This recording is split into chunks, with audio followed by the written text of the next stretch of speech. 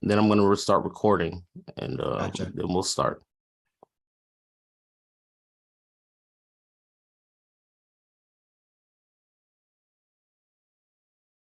Okay.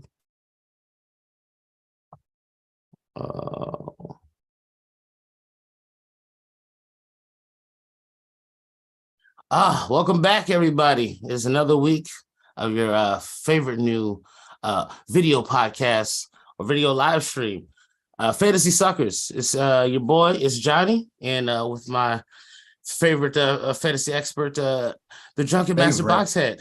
Favorite.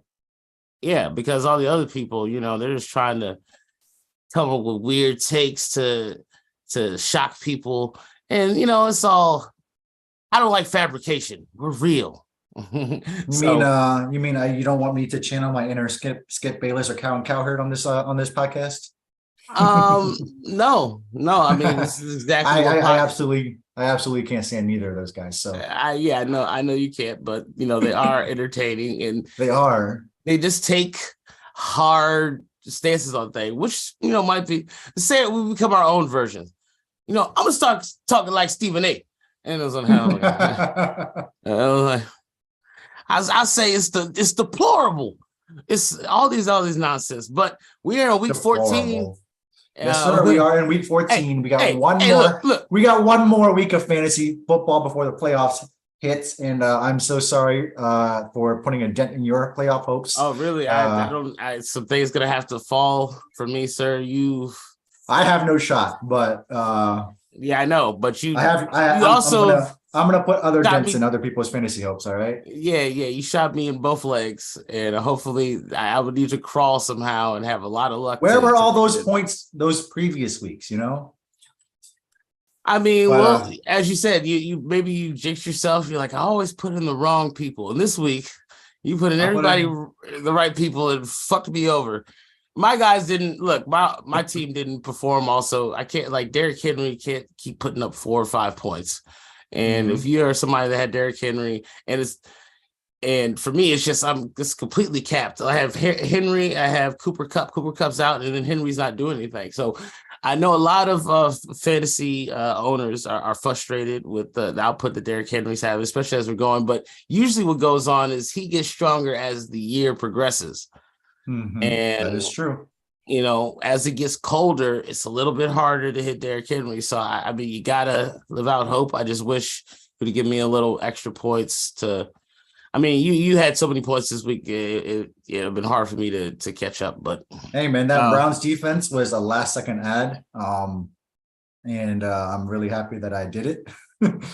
Wow, yeah, because Kyle Allen is a bum, man. Like he's a turnover machine, and I figured with Deshaun coming back to Houston that it would be a fun game to watch. And with my team being on bye, that was the one game I did watch last week.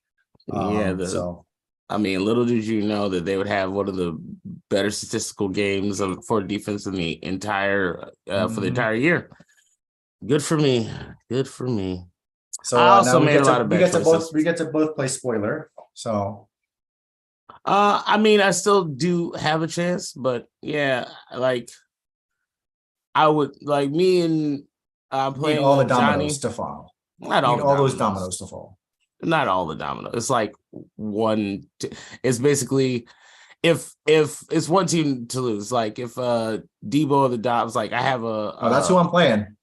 Yeah, so if you beat him and I win, I should take my spot back over him because I was ahead of him before the loss. Okay.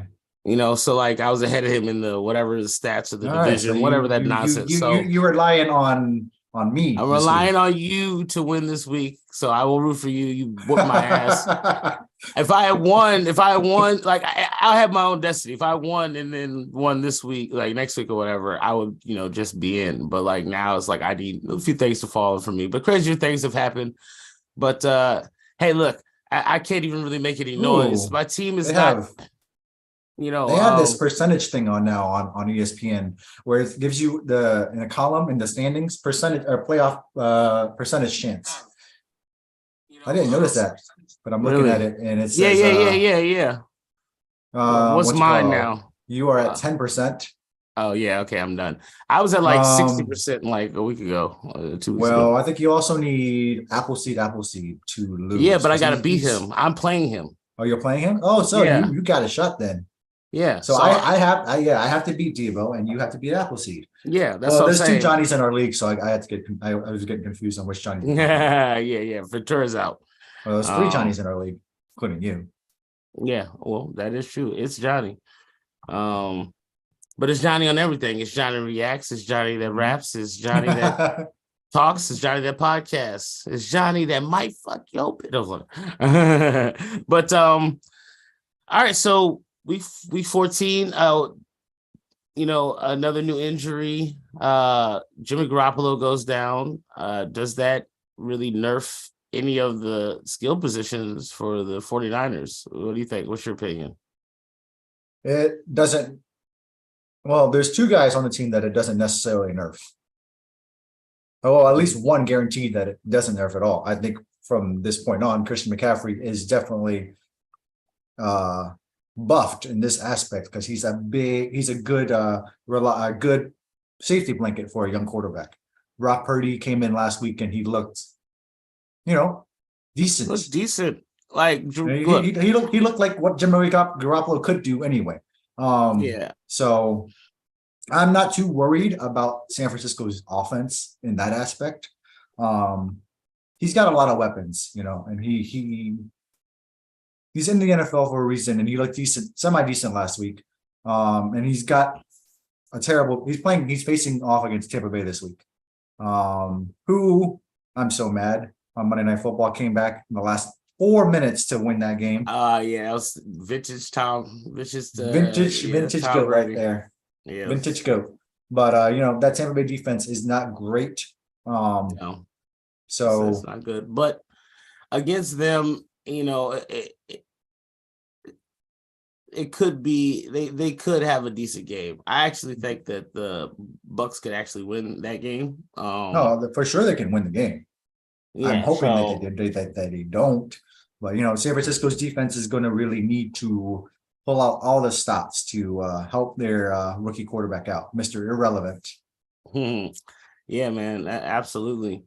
And it'll just be funny to have It would be funny to have Mr. Irrelevant beat Tom Brady, who was like, it would be the one of the latest drafted quarterbacks ever start. But as you can see, like breaking news, Brock Purdy is a new GOAT, and the 49ers have traded away Trey Lance to Green Bay for how about the Panthers? Picks. How about the Panthers? Huh? Oh, we can do that too. I would take them. Yeah. I mean, it just shows you to me like Trey Lance wasn't playing very good in the beginning of the season, but it was his first starting game. People like try to compare it to everybody. Like Joe Burrow came out awesome, and Patrick Mahomes, who said when he came in, he was great. But like it might have taken a few weeks. Like Tua wasn't good, very very good last year. He started playing a lot better this year. Mm-hmm. So Trey Lance, like you can just see there's not enough dynamic. Tape yet. There's not enough tape yet. Yeah, think about. I want to see him play so bad. Just think about if Justin Fields was on the 49ers. That's kind of how it would be. Trey Lance is that athletic. It'll be like that. Like not a great thrower, not the greatest decision maker, but athletic. And with those other pieces, like, I mean, 49ers would be absolutely scary. And, I hear that they might try to get Baker Mayfield. Baker got signed. Oh, where did he get signed? I'm sorry, that happened earlier today. The only team that picked him up was the Rams.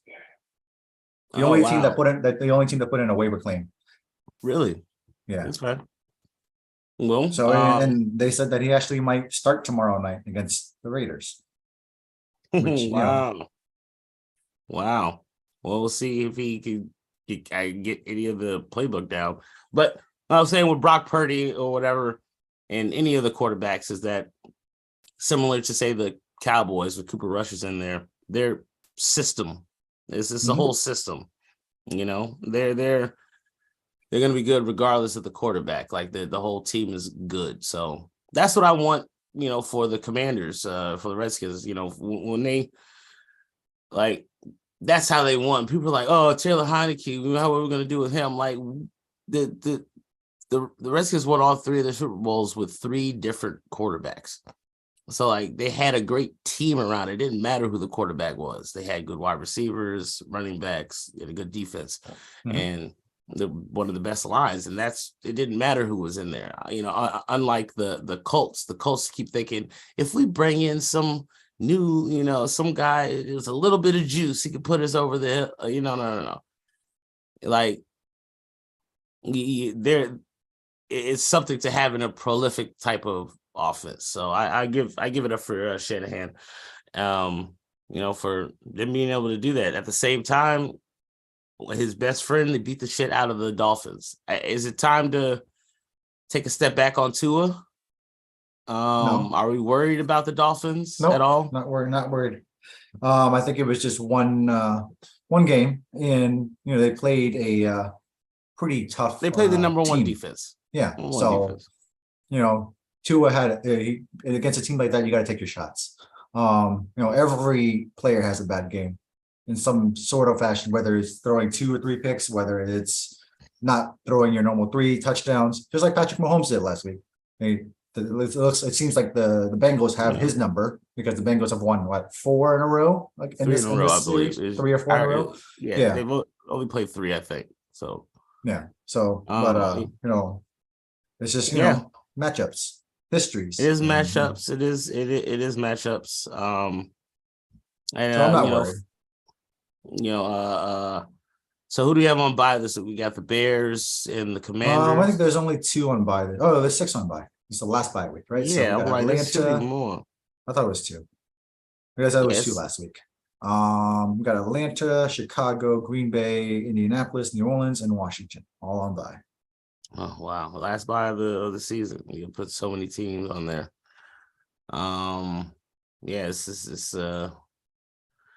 It's going to be a lot of waiver wire pickups this week for sure. You're going to have to make some adjustments. I see like as far as quarterbacks, would you wait, 49ers aren't on bye, right? They are not on bye. They are playing they're playing the Bucks. We were just talking about that. Right. Yeah, right. Would you start Purdy? How desperate are people? I still wouldn't, mainly because unless he just force feeds like screens and stuff to Debo and C-Mac, I wouldn't start him. There's not enough information. I mean, he could come out and freaking throw 3 touchdowns, 4 touchdowns, but you never know. Especially when you're trying to make a playoff push, it wouldn't be the smartest thing. I would say one of the things that you probably might want to do is pick out a guy like Tyler Huntley or I was going to ask about Huntley or maybe Ryan Tannehill. He had a bad game last week, and I would even say the Seattle defense isn't great, but they're decent. If you want to, like Darnold could be a decent option. I wouldn't say do it, but if you're out of options, those are some guys that you could pick up. Yeah, I mean Darnold is definitely at the low end of that, but but he played well last week behind that, or 2 weeks ago behind that offensive line, and he's more nimble and athletic than Baker, so he'll run around and get scrambling. But I hear one of the key pickups for this week is Zonovan Knight. Have you heard who that is? Oh yeah, the running back. Zonovan Knight for the Jets. Was it the Jets? Because what's his name is out. Jets, yeah, Michael Carter. Yeah, he's the running back out of Louisville, I think. I say also now, shit, man, James Cook for the last few weeks since he has stepped it up. They ever since you said something about Thanksgiving, they played each other or whatever, and since that game, just because it was his brother on the other side, it was the week before Thanksgiving, and I said they put him in there all of a sudden, and I'm like, you know what, he might start sick, like, because they obviously don't like Singletary, like Singletary should be their third down back if anything. He's really great in open field, so to get him out there, it's a different game for him. But like if you want him to be a first and second down back, he's not going to do it. Well, I feel like James Cook is in the same mold. It's on them. Like the Bills should have a running back that is like a bruiser. They need to have somebody that like wants to just go straight down the middle. Like they don't know, like everybody's kind of like a scat back, somebody to throw a screen to, kind of like a like a Darren Sproles type of player. And yeah, they need to be able to just grind it out. They rely a little too much on Josh Allen, and I feel like there's not many of those backs in the league now, because everybody wants versatility, and they don't want to have like a power back and but they should have a power back. They should. They don't have one. What I was saying, you should have. Yeah, I get it. There's no problem having multiple. I feel like that's the mold now in the NFL. Like right now, like Zeke is now the power back for the Cowboys, and Tony Pollard is now starting. And you see, it works out better for them. He should be starting, but Zeke is obviously the goal line or the 1 yard, or like they need people to. Another good example would be the Lions. Jamal Williams and DeAndre Swift. Jamal Williams gets all those goal line close to goal, or 3rd down and 1, 3rd down and 2 touches and stuff like that. There are certain players that like I can't wait to like get their chance, and be utilized more. Like we were speaking of Cook, I think about Dalvin Cook and his backup Madison. Like Madison, whenever he gets the chance to start, he plays well. I feel like another team could use him more, like, because Dalvin Cook is like a premier back. He's going to get most of the touches, but a team that needs more of a split that could use him. And it's the same thing as AJ Dillon. AJ Dillon is not used enough to me at the Packers, but I get it. No, he's not.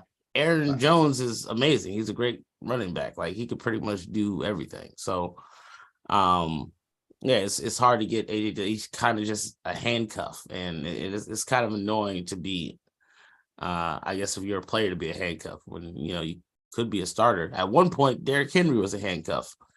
He was behind DeMarco Murray, and I was sitting there like, why? What's going on? Like for a whole year, then another half. I remember when I thought DeMarco Murray was going to be like so good, and he only lasted like 2 years. He played okay in Dallas, and he played pretty decent in the Titans, but he couldn't stay healthy. Like whatever. The same thing with Sean Alexander. He was like so good at Seattle, and then he came to the Redskins, and then. Well, he was good at Seattle for like 8 years, though. No, he was great in Seattle, and then he changed for a long time. But DeMarco only had like a good 3-4 year run. Like Derrick Henry's far surpassed him, and I was always annoyed. Like I could never understand, just from watching them in the national champion, watching them like when he got drafted. I'm like, this dude's huge. Why? Like there's no way he can't be. Like in the NFL, like destroying people. I felt the same way. The same way I looked at him was the same way I looked at DK Metcalf. So I'm like, why? Like it gets annoying. Like I don't understand GM sometimes. Like we feel, I know, since we do so much fantasy stuff and you pay attention to the drafts, that we kind of know better. But I'm sitting there like, there's no way DK Metcalf I remember saying this adamantly. AJ Brown and DK Metcalf, they should both be in the first round. And they both ended up in the second round. In the second round, and they're like, and I didn't know anything about Terry McLaurin. That was another crazy thing. Like that, there was a lot of good wide receivers in that draft, but those two were the best easily.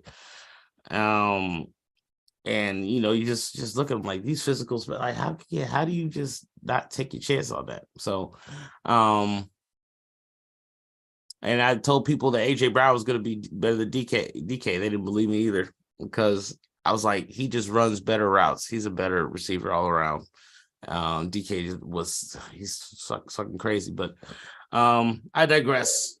So I wish those guys had some other teams to go to. What is this? Zonovan Knight, he might do all right. Now Travis Homer or DJ Dallas. I guess for Seattle,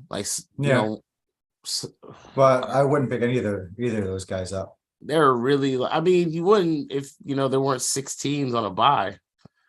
Yeah, I guess that's might have to, at least in the flex, start one of those two. So, I mean, what's really hard? You might want to pick up Cam Akers. You know, Yeah, he has the he's on highest our way. upside. He's on our waiver wire, and he scored Yeah. 18 and a half points last week, and he's playing against not a not so good run stopping Raiders team who doesn't have a quarterback right now. And if they're going to start Baker, they're going to be running the ball a lot, play actioning and all that stuff. So I would say he's a solid running back pickup this week. Yeah. Okay. Yeah, it's a good one. One person I'm looking into is as far as like he's probably not on too many waivers. But if you're thinking about starting him, I would definitely start DJ Shark this week. He's he's playing against his former team. I would say all the Lions receivers should be upgraded this week. Now the thing about that, Jared Goff might have a good couple of weeks because, like, they're still in the playoff. They drafted. Oh yeah. I mean, so they already got St. Brown. He's basically a Pro Bowler. He's a great wide receiver. Then they have DJ Shark. Who's a speedster, straight line. But then people forget, like, we've had so many good rookies play this year. We've had Chris Olave. There's Drake Garrett London. Wilson. He's kind of like Garrett Wilson is to start to hit up, but before those two, Garrett Wilson and Olave was Jameson Williams. And Jameson Williams, he played last week. He played last week, but he only played like a few plays, and eventually, they're just gonna let him. He got his feet wet.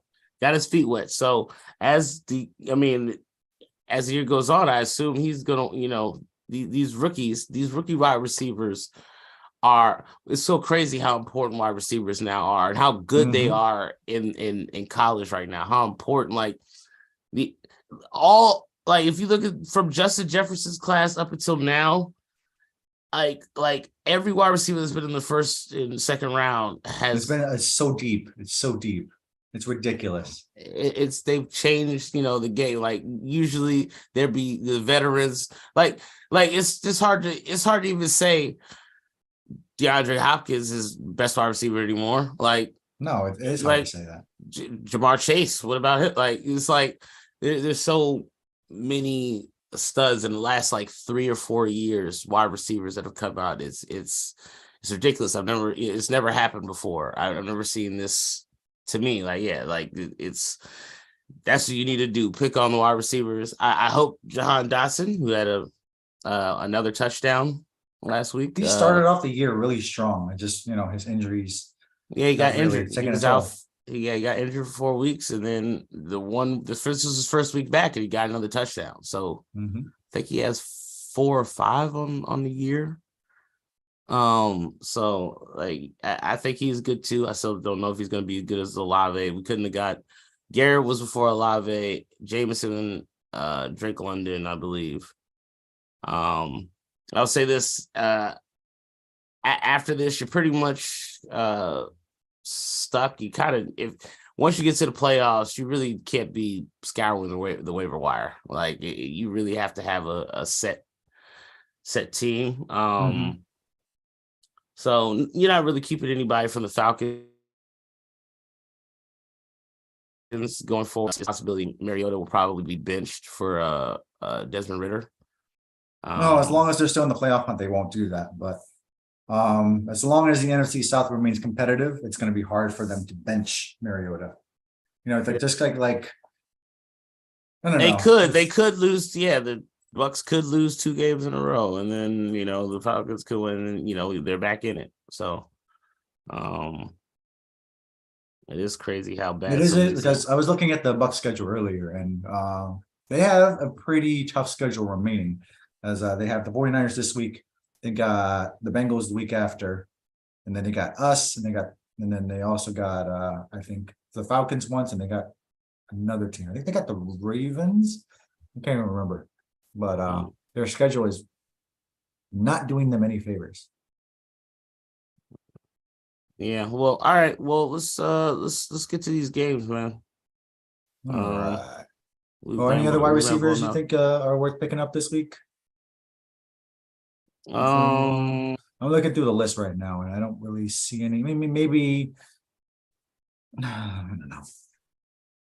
I mean, nothing to me. Like I like what Alec Pierce did for the Colts, but I mean, he was just getting force fed the ball. Yeah, I know. Like every play I watched of that game, Matt Ryan was just like throwing a duck to him that was not getting caught. But I don't know how long Matt Ryan's going to be starting. So yeah, I don't see any other. Maybe I mean Rondell Moore is on our waiver wire. They're coming off a bye. They're playing Monday night against the Patriots, who have a pretty decent defense. Well, but if you're desperate, yeah, I picked up Marquise Brown a few weeks ago. You know, now he's back. So Rondell Moore is, you know, probably third string. But you know, he can still have a good game. I mean, they got to do something. I don't see the Cardinals will probably lose again this week, but like it's basically a lost season if they don't win. They're right there with the Lions trying to fight their way in by winning out. So I don't think it's I don't think it's gonna happen. But that's it. Let's move on to the games. Anybody else? All right, Thursday Night Football. We got the Raiders and Rams. Yep, Raiders and Rams. Don't know who to start for the Rams. Definitely don't know how to start. I mean, Cam Akers might be a sneaky sleeper start, like I said, like we said earlier. But other than that, I wouldn't start anybody on the Rams. I mean, maybe another seeker, but just because they all suck, like tight ends, maybe Higbee, if he's out there. If he's out there, but it's a lot. Especially, it depends on who's starting. If they actually do start Baker, then good luck to them. Higbee would be a good safety valve. That's the only thing. That's all I can think of is that Baker might throw to the tight end. That's all. That's it. But the Raiders, ever since Derek Carr cried on after his press conference, they are undefeated. Yep. I think he should cry again just to make sure that they don't lose. Start Derek Carr. Start Devontae Adams, obviously. Devontae Adams. I would actually start the Raiders defense this week. Yeah, it's not a bad play. Not a bad play at all. They're not very good at all, but no, neither is LA's quarterback situation is terrible. So hey, look, LA deserves whatever. They sold their future away to get that fucking Super Bowl, and it was worth it, they wouldn't give it back. Yeah, if they go through another year of garbageness, I think it was. They don't have a first round pick for I think 3 years right now. That's what I'm saying. Sheesh. Like, but I mean, some of they'll still have Stafford. Stafford's probably going to be there for the next 3 years. They're worried about his injury. It might be career ending at this point. Oh, really? Well, then they might not have to pay him. That'll be it. If he can't get back, like if he's like the doctor's like he can't get back, then that's why Baker's probably a solid pickup for them at this point. I mean, no, they just need to draft it. Like just draft another quarter. Like they're not going to be able to draft anybody until the second or third round. Yeah, that's fine. That's fine. There are quarterbacks in the second or third round that's true. That pan out. You just have to. And then Hooker would be a very good decision because if he just tore his ACL, he can sit. So, yeah, I mean, look at there was only the one quarterback this year is Pickett. I think in the first round, and now, and then 4 quarterbacks this year in the first round. Yeah, but I mean, they still have they always have the option. There's always a way. There's always a way to trade somebody to do something to figure out a way. They're going to trade Cooper Kupp away for 3 first-round picks. I mean, that might be the smartest thing to do. That might be worth it. It might be the smart. Like if they could trade Cooper Kupp for like what the Chiefs did for Tyreek Hill, it might be the smartest thing for them to do, because like he's their best player, but they have too many things to. If Stafford's gone, like Stafford's gone, terrible. Yeah, like, and I like McVay. McVay reminds me. Alpha always says it. Of course, you like McVay. Why wouldn't you like McVay? Yeah, it's, maybe he sucks. I was looking at it like, ooh, maybe he sucks for like a couple of years and they fire him and he comes back to Washington. That was like my hope. I was like, ooh, yeah, let them be idiots and be like, oh no, you've been bad since after getting us a Super Bowl and getting us to 2 Super Bowls and winning 1. No, like they're dumb. I would love for them to do that, but it's just so many coaches is annoying. Like, I'm just looking forward to Dan Snyder selling the team. That's what I'm caring about. Like, however, if you go to the playoffs, I don't think we're gonna do much with that. I prefer to have a better draft pick, but it is fun. The energy is entertaining. I know, like, after this bye week, I'm getting so amped because I might be going to the game, to the Giants Washington game. That's the flex one, right? Sunday night? Yes, they flex it Sunday night, and the Giants play the Eagles this week, which means they'll probably lose. So, coming into this game at FedEx Field with Chase Young finally returning, a big game. We will be 7-5-1, both of us, the Giants and the Commanders. So why do they schedule it like that? You guys just played them. You guys got tired. You guys get a bye, and then you guys play them right again. Yeah, I don't know. I believe they also, I think this is the Cowboys play the Eagles twice or something silly like that on the other side too. Yeah, I don't think the Cowboys played the Eagles yet, have they? They have, I think. They have, and they lost. Yeah, they lost. No. The Giants played the Eagles twice. In the last, let me double check. Yeah, check the Giants schedule. So I'm like, they have a way harder schedule than us going forward. So if we beat them, we should be on our way to getting into the playoffs. And I'll completely forgive Ron Rivera. This is an amazing coaching job. I was so skeptical all year. But like I said, it's week 2 when you were telling about Curtis Samuel. I'm like, well, I need a written letter from Ron Rivera telling me why Carson Wentz needs to continue starting. Like, please, like, get him out of the starting lineup. Everything will be better. And luckily for us, he got hurt like usual. Luckily for us, like the Colts didn't happen for them. He didn't get hurt.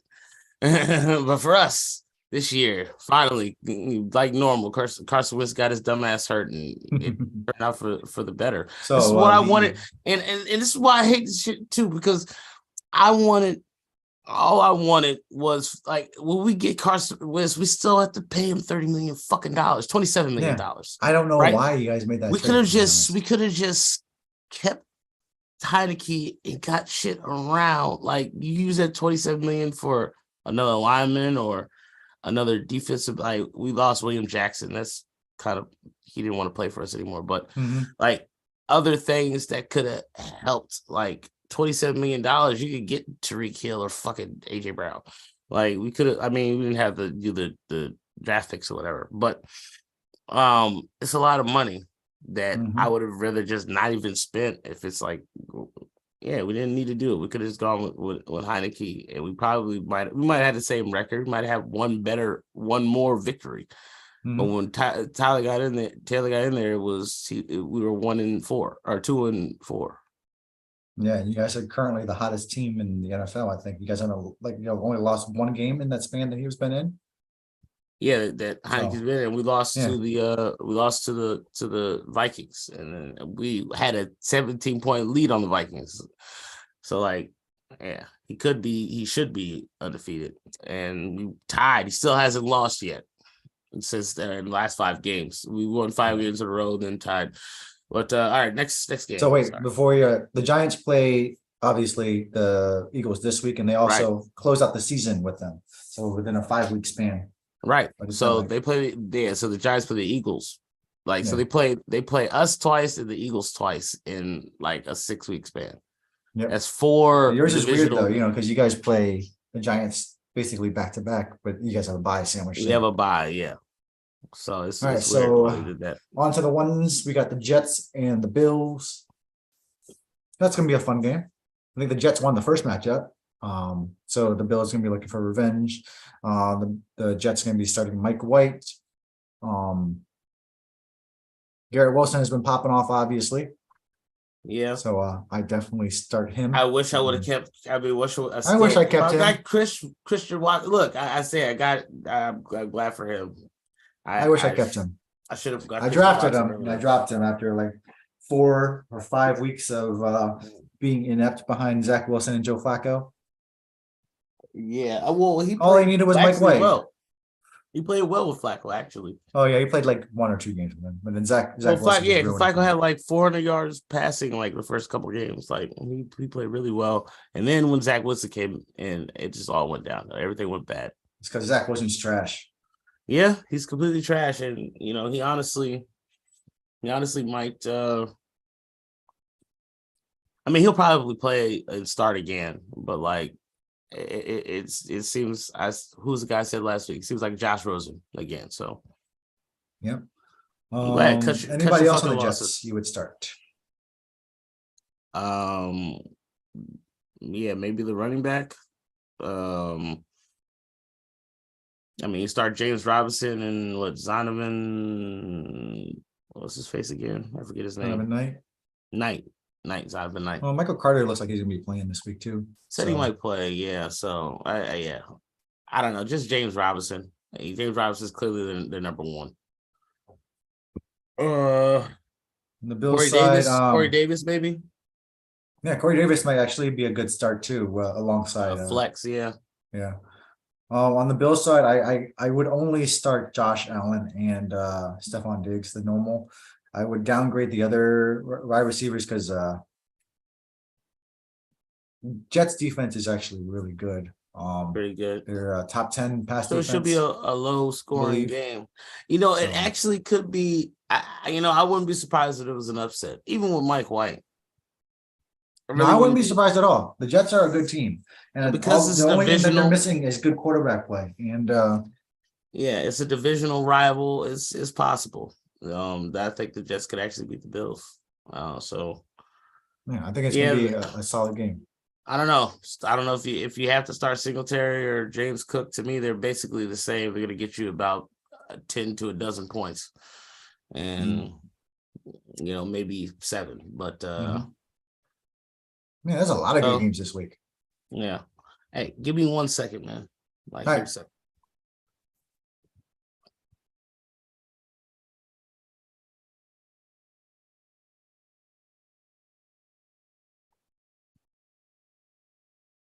Yes, Steve. I like Mike White too. He's fiery. He's got the competitive edge, and he's not scared to throw the ball. I think that's the mentality he has that's helped him endear him to a lot of players, especially Garrett Wilson. Garrett Wilson has come out and said that he would go to war for Mike White, and that's a big endorsement. Just like Terry McLaurin coming out and saying the same thing about Heineke. Like, you want him for the future,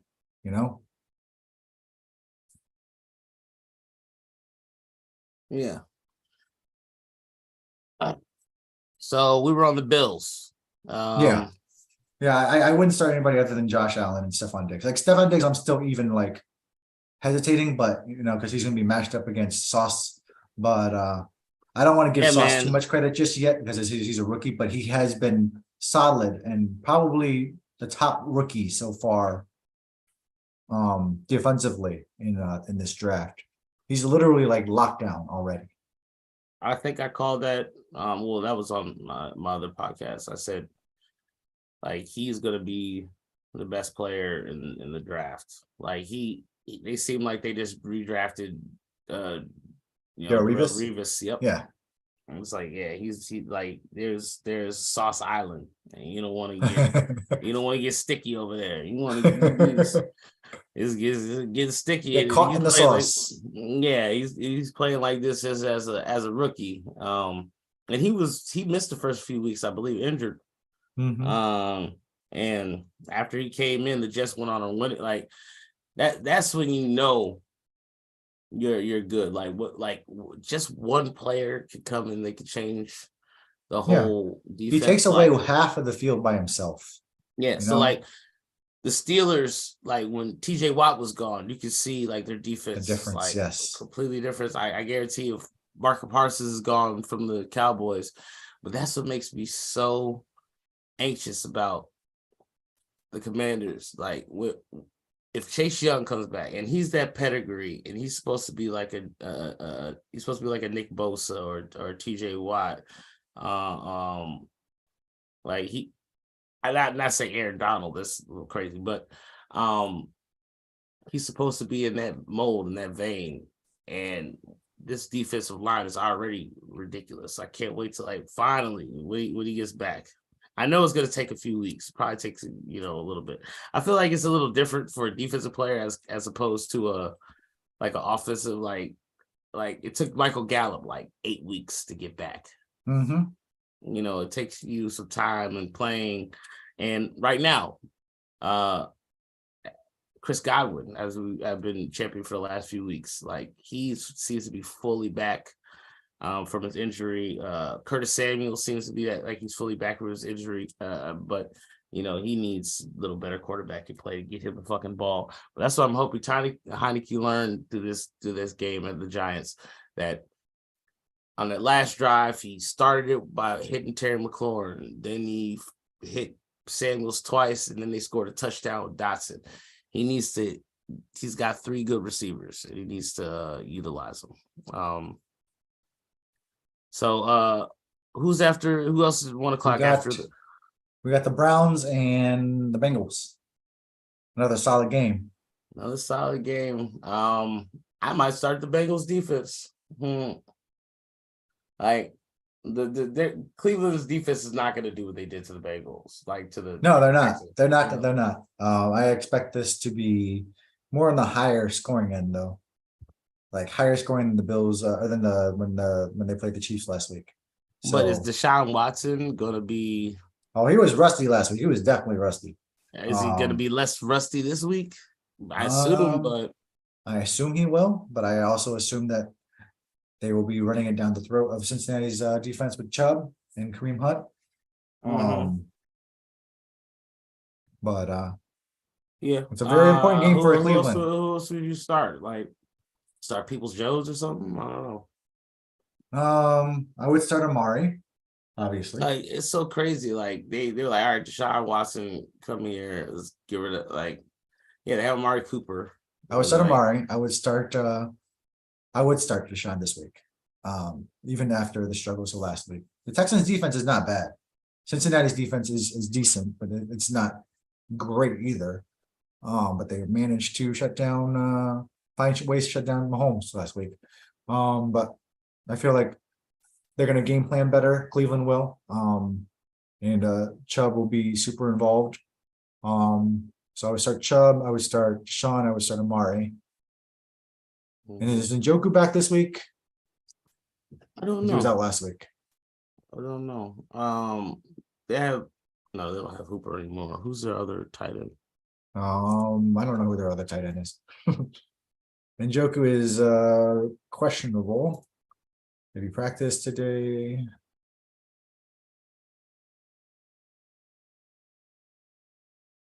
He practiced today, so I anticipate he'll start. Okay. All right. Well, so keep an eye on that. Start on Njoku because tight ends are at a premium this year. It's basically this Travis Kelce and then nobody else. Not even Mark Andrews seems like he's worth like anything anymore. Like there's no other tight ends that are reliable. Kelce, pretty much. Yeah, I kind of know. Yeah. Dallas Goedert is actually coming back soon. Somebody picked him up. I was a little annoyed. That is definitely missing from that Philly offense. Makes them more dangerous. Yeah, I mean, think about that. They've been relatively healthy though. It's not like nobody's gotten injured on their team, which maybe that's I think that's a lot of a formula to winning, a Super Bowl. I mean, oh my God, I don't know what I'll do with fucking I plead the Eagles. I can't have them win another Super Bowl. Like those are the most like I got a lot of Cowboys family and friends, so they're the most annoying to me, but like Philadelphia people are dirtbags. They're like terrible, shitty. Like, I mean, throw rocks at Santa. This is bad. I mean, you would know. You lived there for a few years. Yeah, I lived there. I knew firsthand. They were just fucking animals, man. There's nobody worse than Philly fans. You guys fucking Bill Burr. I don't know if you ever heard about his Philly rant, but one of the greatest. I think I have. One of the greatest things you can ever listen to. But yeah, man, I can't think of any other place in the country that's more volatile and dealing with sports, dealing with anything than fucking Philadelphia. So yeah, I'd be so annoyed if they won again. Their fans are kind of annoying. If they keep winning, they might I just can't fathom the idea. Like, I'm already dealing with the Cowboys, right? But if the Eagles win again, I feel like Eagles fans are gonna start acting like Cowboys fans. And I can't deal with both of them. I can't deal with both of them in the goddamn it's too much. So yeah, I really hope they're gonna win. Dallas Goedert will help them, but they haven't got hit by injury bugs. Usually people do. Really haven't. And I don't want to, wish it on them, but eventually something, they're just lucky only Dallas Goedert got hurt. So on the Bengals side, obviously you start Joe Burrow. Joe Mixon's gonna be back this week. Jamar Chase, but Samaje Perine has been really, really good in his stead. Yeah, maybe worth a flex, but definitely start Jamar Chase. And yeah, it's hard to say not chart any of them. Boyd, T. Higgins. Yeah, they're both. I anticipate this is gonna be a high scoring game, so all three of them are definitely viable. Like Boyd, Higgins, all three of them. Those other two are in the flex, but you never not starting Jamar Chase. So no. Yeah, I might even trade Jamar Chase for Cooper Kupp if somebody would do it. All right, we got Texans, Cowboys. Oh God, it start the Dallas defense. If Davis Mills will be back at starter this week because Kyle Allen has sucked it up. As we all thought. Was Davis Mills wasn't even injured? They just benched him for 2 weeks and then Kyle Allen, shit the bed last week. So what? They're like, look, the team sucks, bro. Like Davis Mills would be decent if he was on the 49ers or the Cowboys. Oh yeah, he would be. But he's like, I'm on the shittiest team. Like Deshaun Watson could make even on the Jaguars, he would be all right, So yeah, on the fucking Lions, like he has nothing. Brandon Cooks is wash, and then I can't Nico Collins. I don't know who are the other wide receivers for the fucking Texans. Who cares? And then a rookie running back was their only bright spot. So yeah, Pierce is. Maybe don't start Pierce this week, please. Yeah, Dallas's defense is going to be keying in on that, and this is going to be an easy win for Dallas. I always wondered if teams should do shit whether I could I feel like Dallas could just start Cooper Rush and all right, this is just chill out. Just start the fucking B squad and beat fucking Texas. Keep ourselves healthy. Get an extra bye week. Yeah, I would start CeeDee Lamb. I actually might start.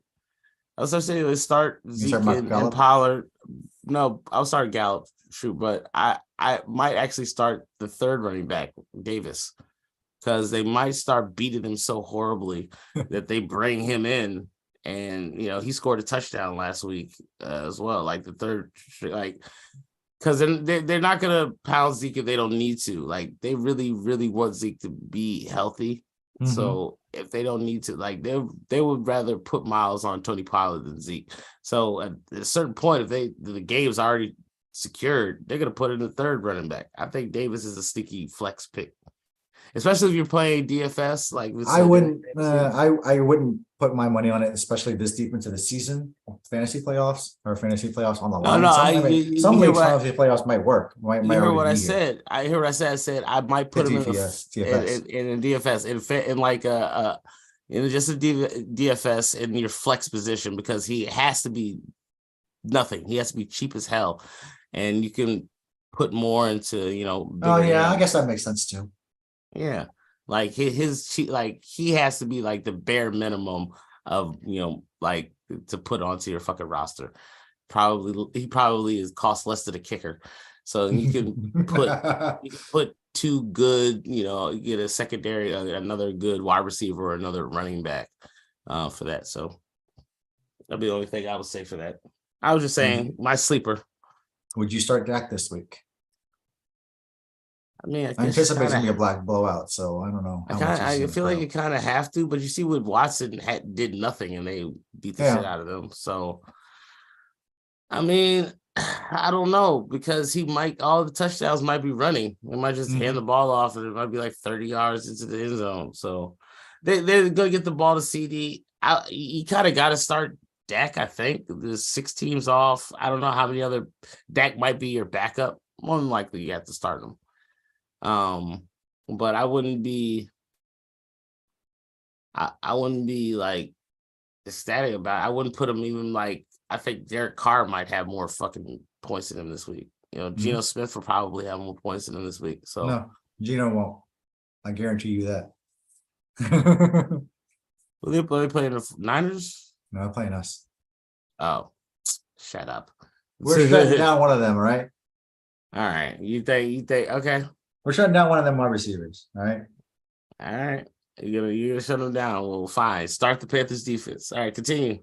We got Vikings Lions. Another good game. Yeah, I think the Lions could win that too. Like just I think the Lions can win it too. Like it wouldn't be crazy that the Lions win. Now, if Jameson Williams has a decent game.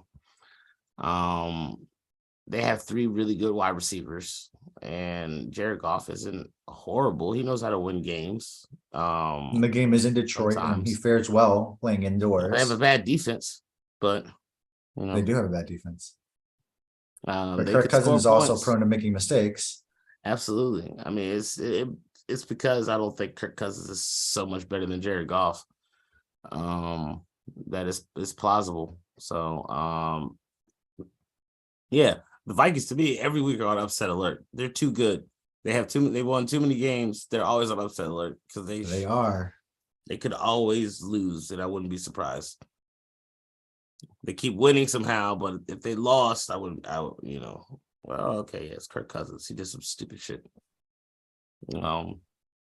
So yeah, start St. Brown, start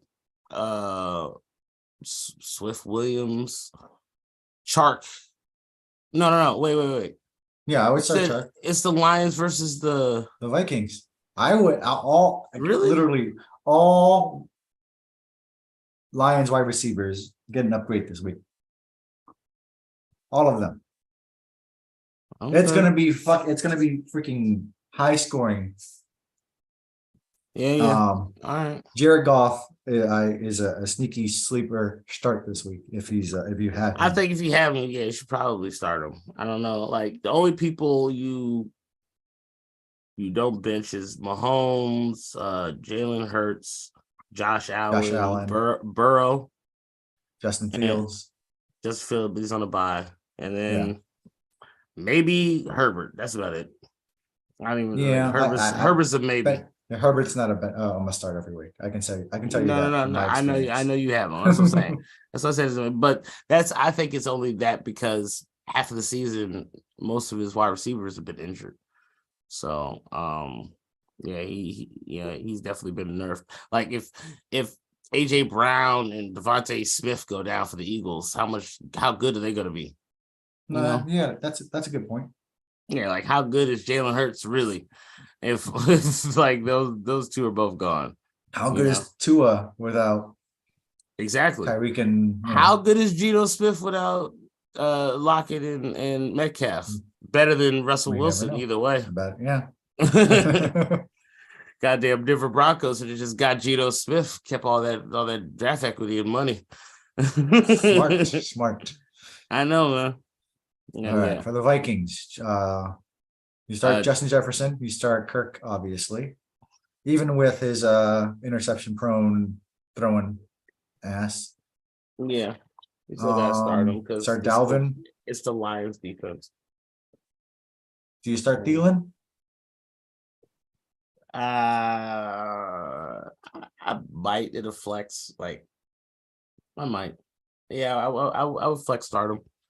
I think. Yeah, like it's gonna be. Like you said, it's gonna be high scoring. The Lions have bad defense. Mm-hmm. Like this is that kind of game that's gonna be like 41-38 kind of game in my eyes. Yeah, back and forth. Well, I think they played early in the season and it was very similar. Let me double check that. No, it's 28-24. Yeah. Okay. All right. Well, yeah, I don't think anybody else. We don't get into the kickers, so who cares? All right, we got Jags and Titans.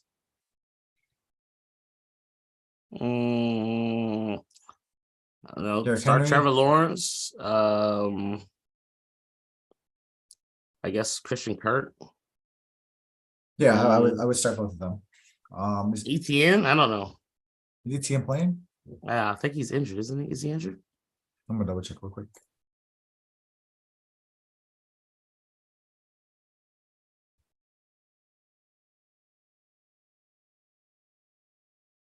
No, he's playing.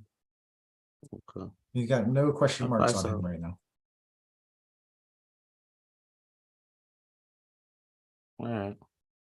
He was limited last week. He only had 13 carries, but yeah, I would start ETN. I would start the two that you said. A sneaky tight end, tight ends are at a premium. Evan Ingram might be a good start. Good sneaky tight end for this week. Tennessee, Derrick Henry. I would start. Obviously, must start. Yeah, must start. Tannehill is a sneaky quarterback to get in there if your guy's on a bye, like we said at the beginning. It also depends on if Treylon Burks is going to play this week. He got knocked out of the game with a concussion, so keep an eye on that. I'm not sure if you guys want to do this, but the tight end from the Titans, the rookie Aquanco, he's been having some solid weeks and he's coming up in the ranks. I think he's getting more playing time than Hooper at this point. He's got some solid upside if you want to take a risk on a tight end. But yeah, I mean, yeah, deep leagues. We're getting deep into the I mean, it's the end of the season. But give me a second. I got a phone call. All right, cool.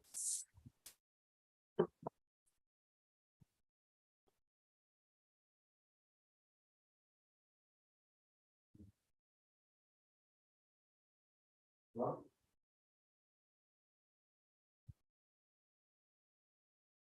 okay, give me a second. I'll be right there, okay?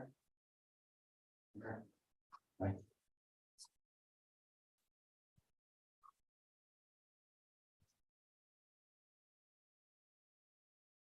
Yo. Yeah, you gotta go. No, hold on. Give me a second. I will be right back. I gotta go help the wife as she dropped something. I gotta go look for her. Okay, it's fine. We don't. I'm guys, I'll be right surprised we don't have any damn questions. Try this week. I'll be here.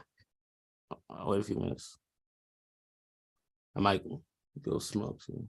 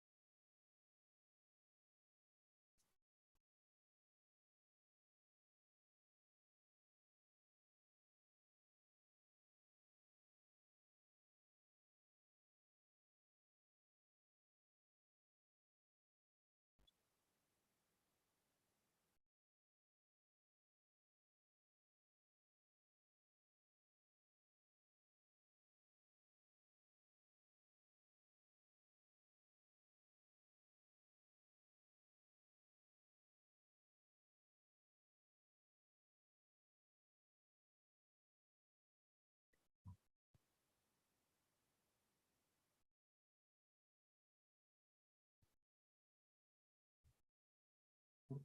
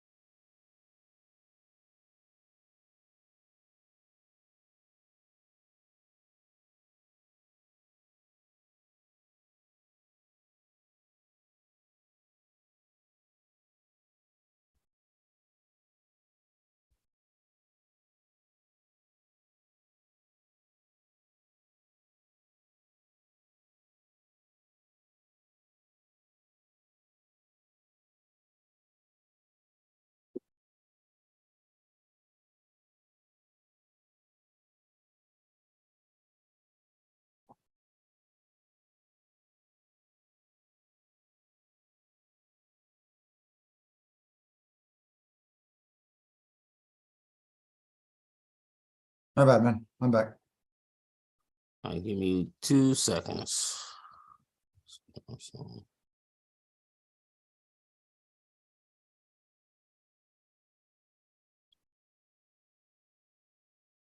Hold up. Send me an email.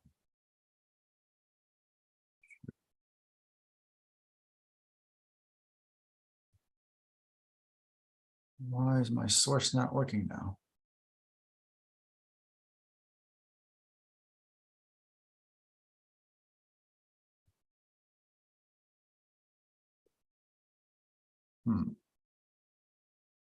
Oh, there we go.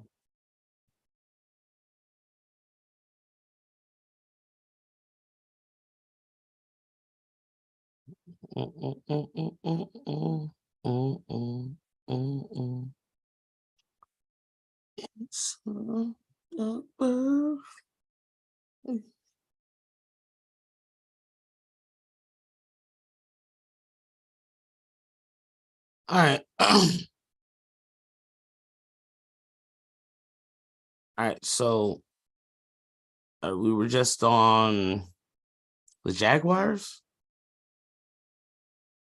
and who in the Jaguars? We were on the Jaguars and Titans. By the way, you gotta put your cam back on. Oh, right. I'm sorry. Yeah, Jaguars and the Titans. We went through the Jaguars for the most part. We were talking about the Titans, and yeah, you said maybe the tight end, whatever. That's So we passed. No, I think we basically finished it. Yeah. So we got Eagles and Giants. Okay. Yeah, I said last week. I said don't start Devontae Smith, but he showed out. Yeah, so I guess start him. I don't think Goddard's playing this week. I think he's going to play in the following week, but he started practicing again. So AJ Brown, start both of the wide receivers. AJ Brown,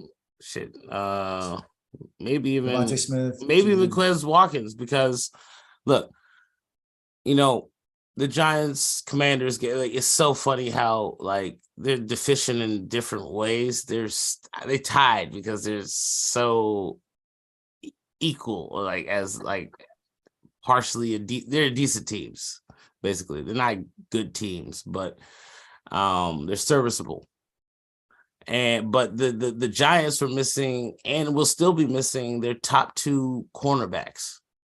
And it took Taylor Heineke to the fourth quarter to realize you should pick on the guy who's just brought up for the practice squad. And all those passes you saw, like I said, at the end of that drive where they went to score a touchdown to tie it up, send it overtime, they were on the same person. Whoever that person was guarding, Curtis Samuel, Terry McLaurin, or Dotson, he threw it against that person. So they bullied him. Yes, I think the Eagles will be smarter and bully all of the cornerbacks for the fucking Giants. They don't really have any right now, and they have a prolific passing offense right now, and their run game. Miles Sanders is not. I mean, the only thing I think that'll play be an issue for the Eagles as they're going forward is their run game isn't very dominant. The run game is good because they can use Hurts but whatever. But if tough yards, I don't know what their real plan is, because Miles Sanders is not a number one or running back. So they have him and Boston Scott. So they're going to score a lot of points. I think they should beat the shit out of the Giants. It would be weird if it was a close game, just because how weird sometimes divisional games are. But I wouldn't be scared to start any of the Eagles players. I would be scared to start everybody but Saquon Barkley on the Giants. No, I would too. I would start Saquon because you kind of have to, but yeah, most definitely, because not definitely. You don't want to. I don't want to start anybody on the Giants, to be honest. But Saquon is the only one player that I would even consider. Mm-hmm. It's so funny. Matrix is the one who told me, reminded me, sometimes those division matches mean a thing. Daniel Jones, I didn't want to start him last week. I was I would never start him. The Commanders defense is too good. somehow he always has a good game, like against the Commanders. It's just a weird thing. It's weird because Heineke's still won the last 2 games with him, but like his passing percentage and his touchdown to turnover ratio is like fucking Steve Young when he plays against Washington. Fucking Daniel Jones. So maybe after week after this, you might start him. I don't think he has that same effect on the Eagles. So nobody else but Saquon. If you absolutely might have to start Daniel Jones, I don't know, but I don't see him getting more than 10, 12 points.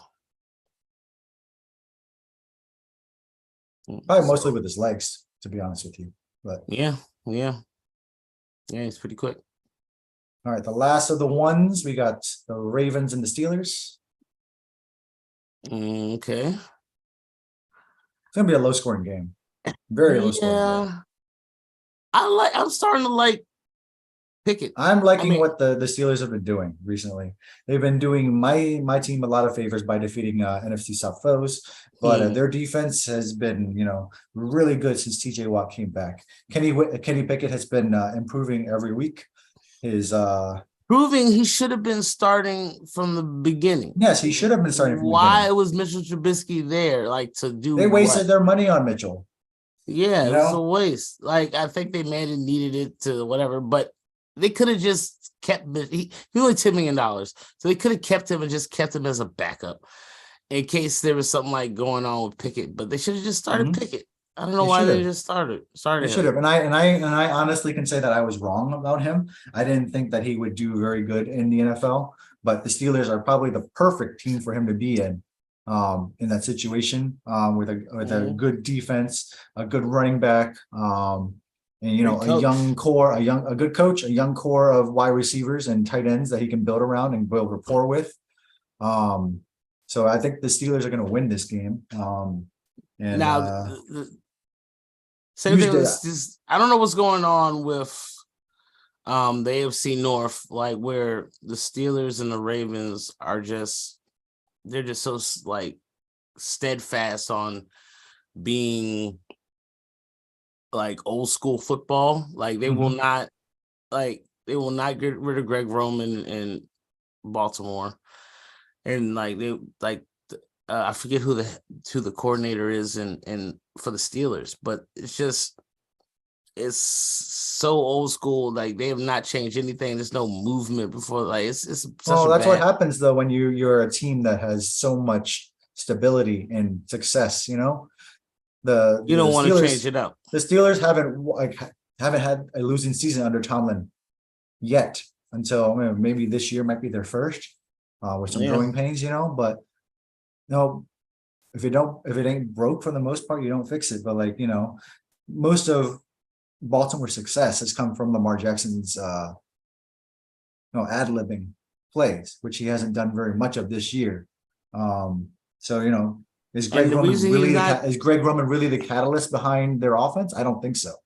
So even if you were to bring in another offensive coordinator, I don't know if things would change very much. I mean, you can't tell me that. You can't say if what's to do Mike McDaniel came in. Like you can't tell me if somebody with new plays and thoughts and ideas couldn't open up Lamar Jackson. Like I mean, they did bring in, they do at least do, RPOs, run pass options, and he does his. They have design runs for him, but I just feel like they haven't given him the tools that he needs to succeed. I know a couple years ago, I think he had better tools, and I thought he had a chance to do stuff, but there was a lot of injuries. Some of his running backs, I remember he lost all 3 of his running backs 1 year in preseason. Just like this year, they pretty much have been a revolving door at running back this year too. Yeah, man. So they're gonna use up Jackson. They're just lucky that he hasn't got hurt already, like RG3, and they're gonna basically just try to stay on his back, but they're not getting him any help. They've added to the defense. They got it's been all their draft picks of defense. Like, they haven't attempted to give this man, like, look where Jalen Hurts went when they gave him a top wide receiver. Like, things change. Mm-hmm. Things definitely changed for him. Things change when you have a top. Look, with Josh Allen, they had to get him Stephon Diggs, or he wouldn't have been able to move up. Like, Mahomes was lucky enough that they drafted all those people, and they had to, he was able to grow up with them. But you need to have that top receiver. You need to have other people besides your fucking, like, it's only Lamar Jackson. And no, and I agree. They really haven't, other than Mark Andrews, they haven't really done anything and Mark Andrews is just lucky. Support. They drafted him. That's what I'm saying. Like the Ravens were in the I think saying, the Rams needed to upgrade to the quarterback or whatever, but the Ravens were in a seat where we need to go all out to try to win a Super Bowl. And if they fuck the draft pick, got him and got people to play with Lamar Jackson, like, they would be a contender. Like, he got hurt, okay, and the reason he wasn't trying to run as much and do all this because he was trying to not get hurt, because he wanted to end the season. If he just ended the season making the playoffs, he gets paid. Yeah. Somebody asked a question, but they lost. That's so hilarious. It's funny. Wait, what? Someone asked a question, but they lost? No. So somebody left, but they left. It says, they left. He asked a question. I said, questions, be back soon. Then you came back. Then he asked questions, and it said, all right, you lost your one viewer. Oh, that's too funny. Yeah, he said, should I trade Kirk Cousins for Kamara? I mean, yes, duh. That's silly. Kirk Cousins for Kamara? Yes. Why would you even ask us? That's silly. Yeah, Kirk Cousins is he's a streaming quarterback. So Kamara is a starter every week. I mean, yeah, this is silly. But yeah, it's not here nor there. I just think it's funny. He was like, you lost your one viewer. This whole time I was looking at this shit. And then whatever. Hey, things will change. We get into the playoffs. People are gonna need their advice next week. But so damn, who are we on just now? We were talking about still talking about the Ravens Steelers. Right, Ravens Steelers. Yeah, the Steelers. I wouldn't start any of their people yet. I would start Freiermuth. I would start Freiermuth. Najee Harris, maybe. I would probably put in the flex for this week. Because Baltimore stops the run. Yeah. Yeah. Okay. Baltimore side, I don't know who I would start this week. I mean, like I said, like we said at the beginning, Tyler Huntley's a sleeper, but he is going up against a really good Steelers defense. So I wouldn't suggest starting him. But if you have to absolutely pick up a quarterback this week, Tyler Huntley could be a shot in the dark, but I wouldn't, bank my fantasy berth on him. Okay. Yeah, I wouldn't either. It's just it's a silly start if you basically have a game to lose. I couldn't. It'd be hard for me to think, all right, Huntley's gonna get me into the playoffs. No, he's just the matchup isn't right, but yeah, you never know. Things have been weirder. Absolutely. All right, so we got the first of the fours. We got the Chiefs and the Broncos. It should be like the Chiefs just lost. It should be like absolute pummeling. It would be the funniest thing ever. Somehow, like Russell Wilson was like 400 yards passing, and they beat the Chiefs in the last. It'd be the most hilarious thing. Like Sierra gave me the good stuff last night. I'm gonna come out and ball out. Yeah, I mean, yeah, maybe. Yeah, you start Kelsey Mahomes. Pacheco. You're gonna start. Pacheco hurts. You're gonna start Schuster.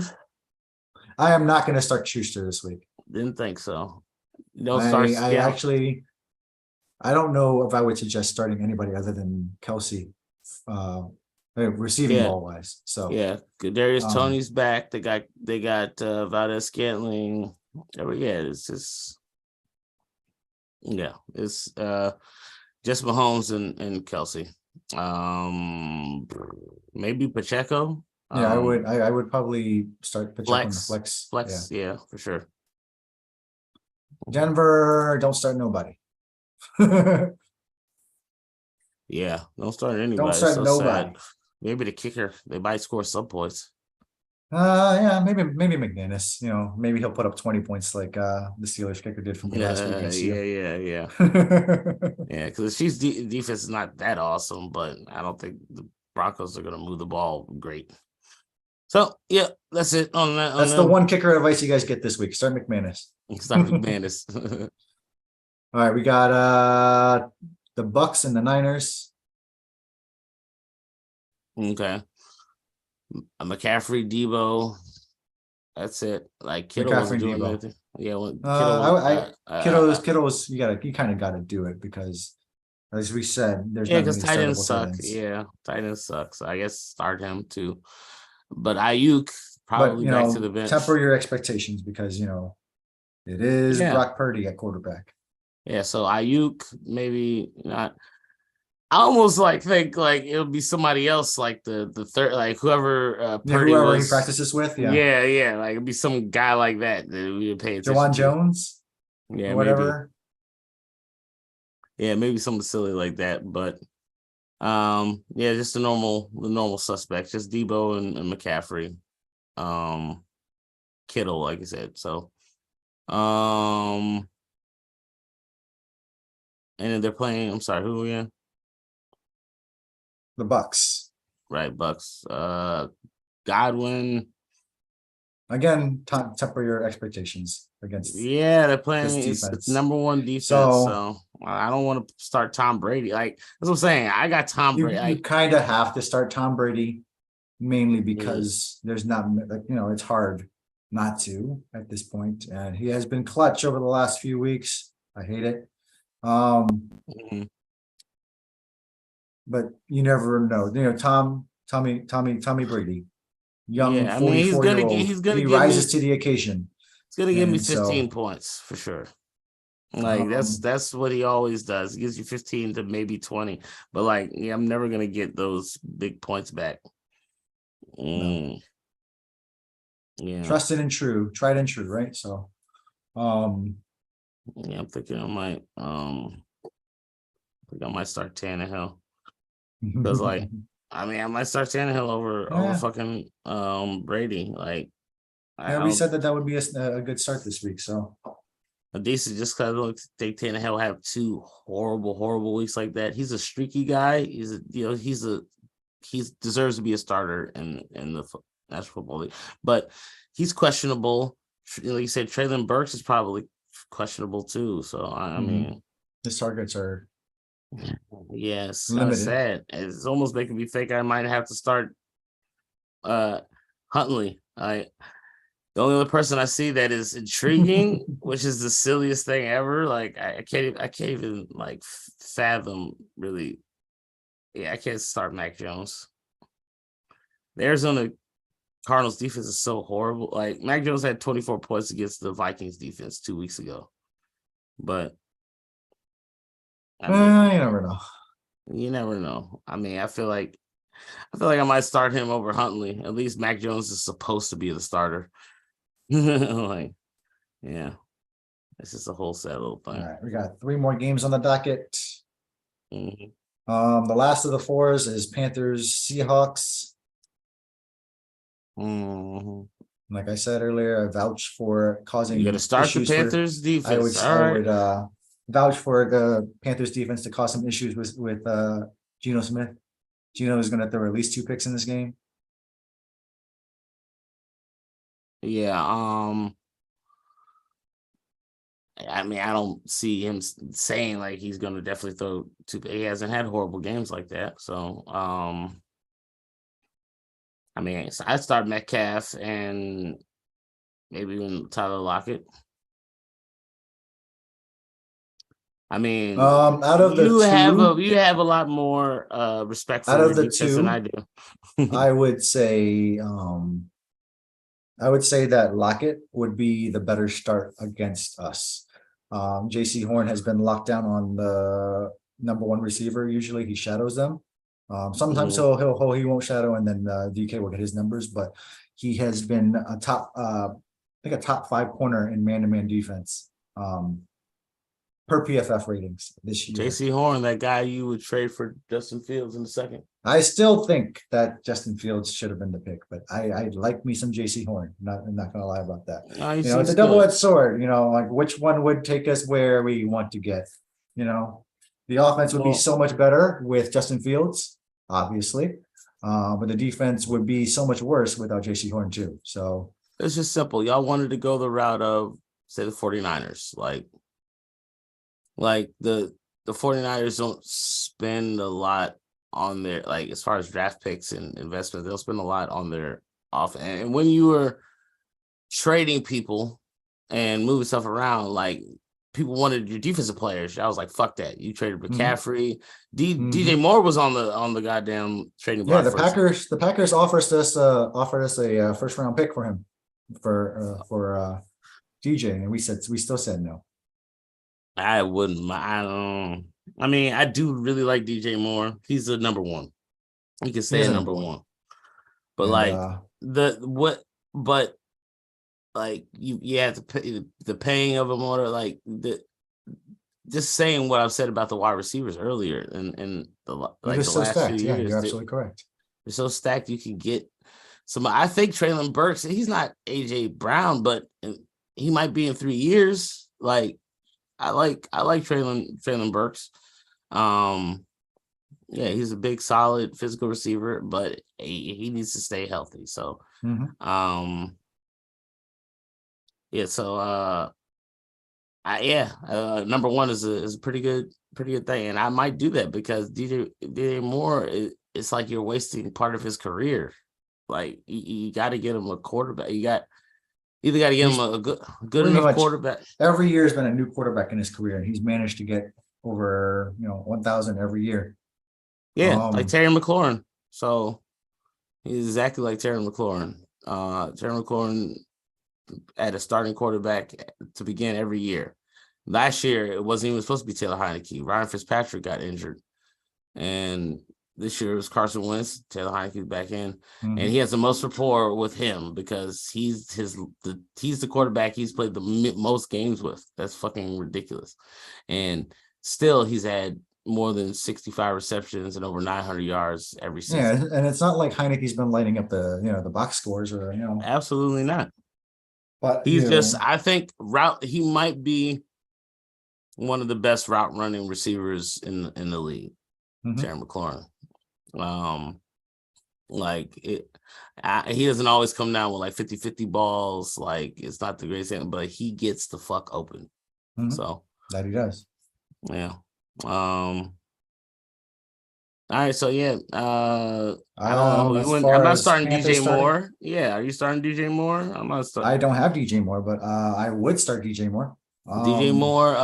Darnold has a very, very good connection with DJ, so I expect plenty of targets going his way.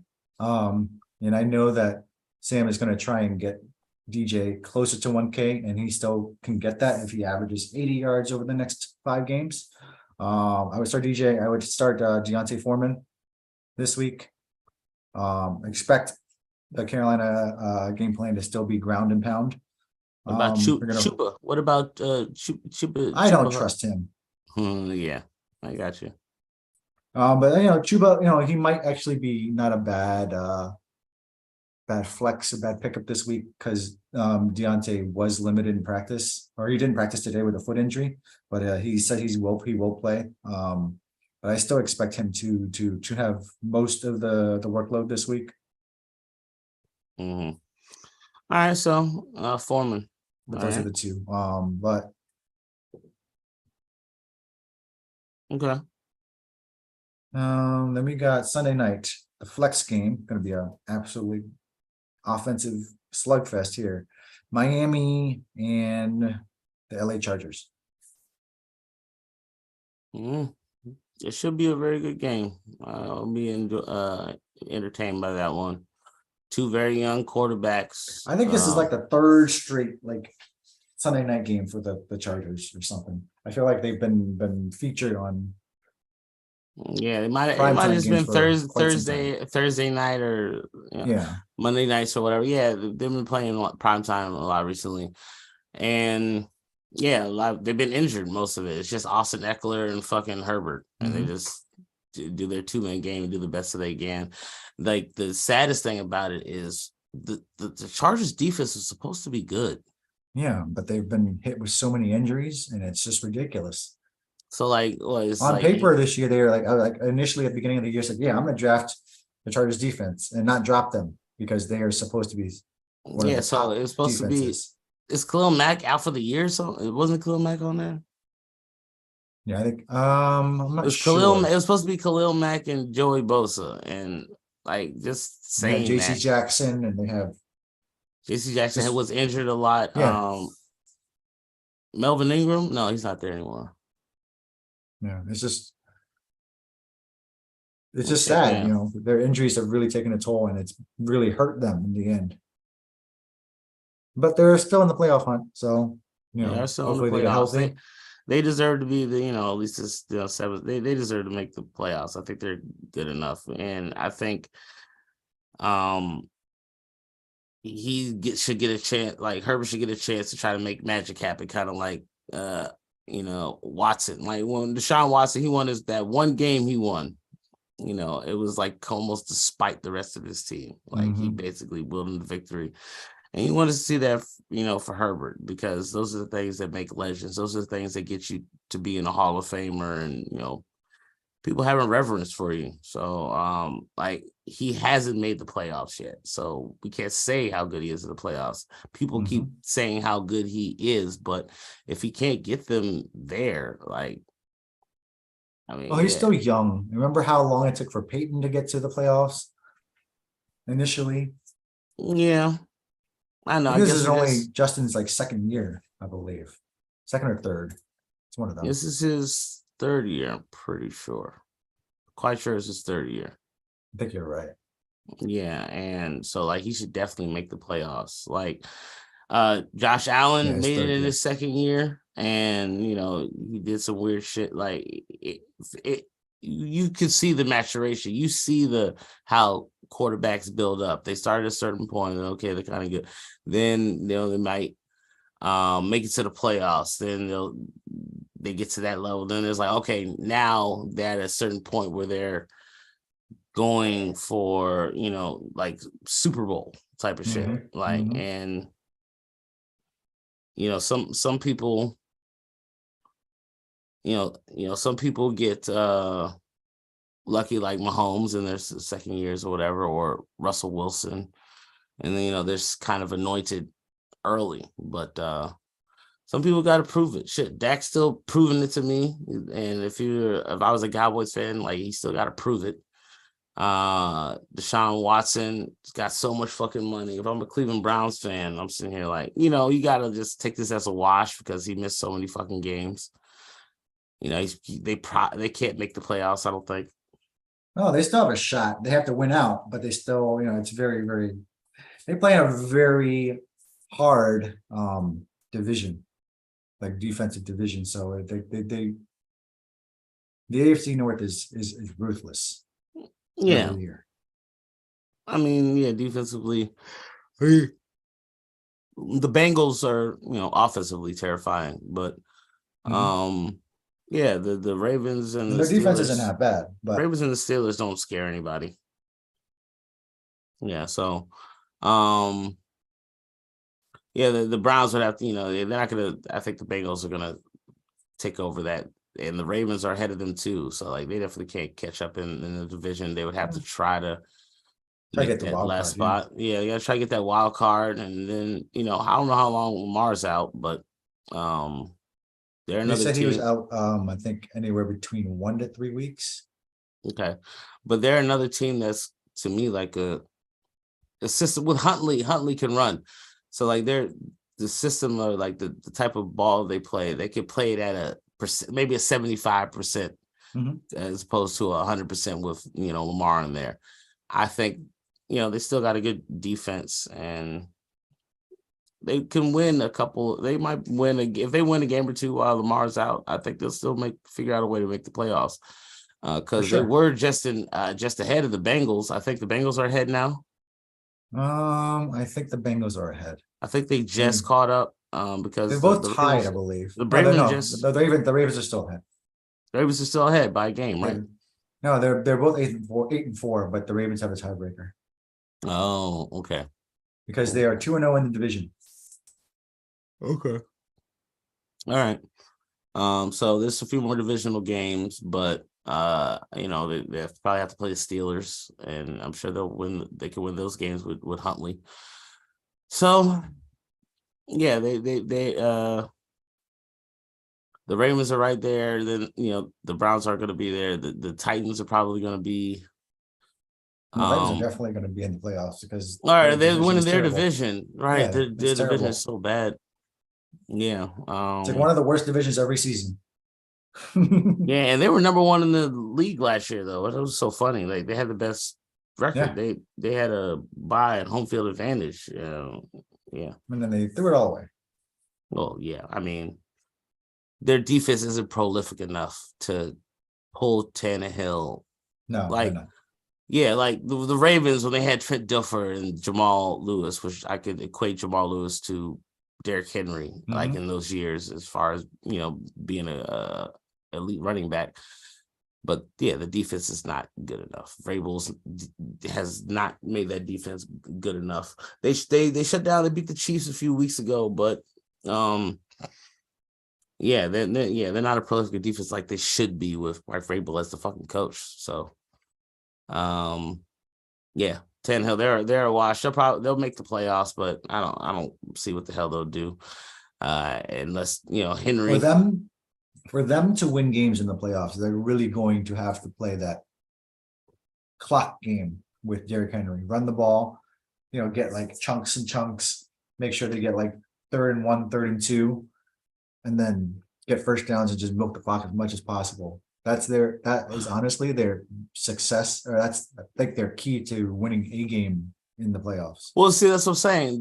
Their keys, they play all right. Like the Commanders are number one in the league in time of possession, right? They're trying to play like that, but the Commanders' defense is better than the Titans' defense. Even with horrible cornerbacks, just that front seven is like I said, when we had our run in 2015, all right, Josh Norman and James Bradbury were our cornerbacks. Josh Norman got paid that year and went to y'all, and then fell off the face of the earth. But that year, our front four or our front seven were dominant. So I've always said, if your front seven is dominant, your cornerbacks don't matter. Like they cover up so much. If the quarterback only has 2 seconds in the pocket, they're not going to be able to get the ball out, and the cornerbacks will, as a result, get paid. Because that's been inflate. No, and that's how I see our defense. Ron Rivera was doing that, but it's kind of the blueprint that you also saw with John Fox. It's kind of the Panthers thing. It's like have a good front seven. That's our identity. Mainly the front four, the linemen. Like Luke Kuechly is an anomaly. You had Luke Kuechly and Thomas. You also had great linebackers to go with it, but all of our first round, it's like your line isn't as good as the Commanders line, but the linebackers and the line together was way better. Like there's no Luke Kuechly or Thomas Davis. Jamin Davis is decent, he's fast, he's gotten better, but to me, it's just like we got two other backups on the line with linebackers. But that being said, I still think they're a better defense than the Titans. They are. So, I mean, and running wise, the way Derrick Henry's been getting shut down, like it's so sad how like one dimensional. Like Tannehill has to come with something. They have to come up with a better like game plan this week because every team seems to be putting like 9 in the 8 box. In the box, yeah, 9 or 8. Not in the 8, box. like fucking 9. They're just like, all right, we got no safeties. We got quarterbacks guarding the wide receivers, and maybe we're playing cover 0. Pretty much, and Tannehill can't beat that. Like he was playing, and when they were number 1, even if say Julio's falling off though, like they still had AJ Brown and Julio Jones. Like it commands some type of respect, and they are obviously better than what they have fucking now. So yeah, Tannehill's definitely nerfed. I'll just talk myself out of starting. Like I was thinking, like, oh, he can have a game back, but Jalen Burks is not going to be there, and without it, like he might still be there. There's chances that he'll be there. Yeah, it could cut. I mean, but I'd say but still, even with him there, you still shouldn't depend on just Treylon, So. Yeah, I know, but yeah, I'm not so happy about starting Tom Brady against the number 1 defense. So what are we at? Yeah. So it's like start Tom against the number 1 defense, or take a chance. Roll the dice. Rolling the dice. No victory for the timid. So one Monday night, that's all we got left, right? So I have a command in my channel. So I just it's an 8-ball command. So I just asked 8-ball, Tom Brady or Ryan Tannehill, and it responded, "You're joking, right?" Mm-hmm. I mean, but you got to preface it as a fantasy start. I'm not saying who would you rather like have as your fucking quarterback. Those might be people just asking like the goat versus somebody who will never accomplish anything. Like, yeah, anyway. We haven't. I don't think we've gone over who to start in Miami versus the Chargers yet. Oh, you're right. I'm sorry. I don't think we did. So yeah, Tyreek Hill, Jalen Waddle. Yeah, Jalen Waddle definitely this week. Tua, I guess, and Tua, yeah. I don't know if you start Jeff Wilson in the flex, maybe if you have to, but maybe. Or I mean, because they're in a timeshare with him and Raheem Mostert. Yeah, so. Right. Mostert had more last week, but it's so hilarious that both like the starting running back, they're like, let's get all the wide receivers that we can, and then we'll just steal the run game from the 49ers. Like fucking Raheem Mostert was on the 49ers last year, and fucking Jeff Wilson was on them this year and last year. Got traded after Christian McCaffrey got there. Yep. So like they're both have been starting running backs for the 49ers with Shanahan and that zone blocking scheme, which Mike McDaniels knows a little bit about. So no coincidence, That's I would say. System. What's the system? For the Chargers, you start Eckler, you start Keenan Allen, you start Herbert. Sneaky tight end for this week, I would say. I forgot his name already. Jesus Christ. Who's the tight end? The Chargers tight end? Mama. I don't know. Oh my gosh. I don't remember. I'm gonna Google it then.